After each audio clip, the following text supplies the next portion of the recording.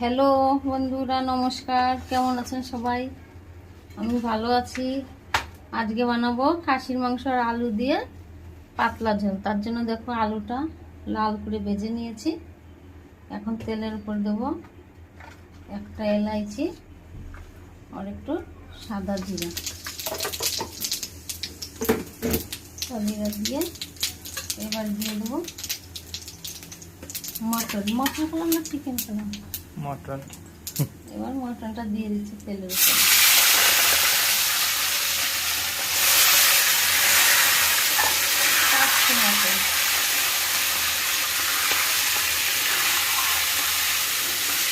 কাঁচা মটন আলু দিয়ে পাতলা ঝোল করবো, বেশি পাতলা না। এবার দিয়ে একটু বেটে রাখা মশলা, এর মধ্যে আছে আদা,